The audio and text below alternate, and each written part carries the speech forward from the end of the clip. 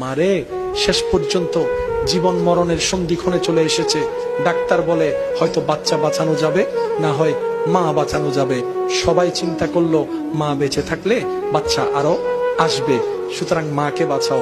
সবাই বলে মাকে বাঁচাও, শ্বশুরি বলে মাকে বাঁচাও, দাদি নানি বলে মাকে বাঁচাও, স্বামী বলে মাকে বাঁচাও। ডাক্তার এবার মাকে জিজ্ঞেস করে, সবাই তো আপনাকে বাঁচাতে বলছে, আপনার মতামতটা আমার একটু শুনতে ইচ্ছা করছে। মা বলে যে খবরদার কারো কথা শুনিয়েন না, কারো কথা শুনিয়েন না, কারো কথায় কান দিয়েন না, কারো কথায় মন দিয়েন না। যে যাই বলুক, ডাক্তার গো আপনি আমাকে না, আমার সন্তানকে বাঁচান, আমার সন্তানকে বাঁচান, আমার সন্তানকে বাঁচান। জগৎ বলে মাকে বাঁচাতে, মা বলে সন্তানকে বাঁচাতে। ও মা, তোর কি বাঁচতে ইচ্ছা করে না?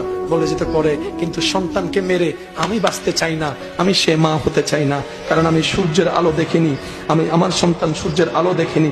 আমি তো দেখেছি চন্দ্র কেমন, আমি দেখেছি, আমার কলিজার টুকরা তো দেখেনি।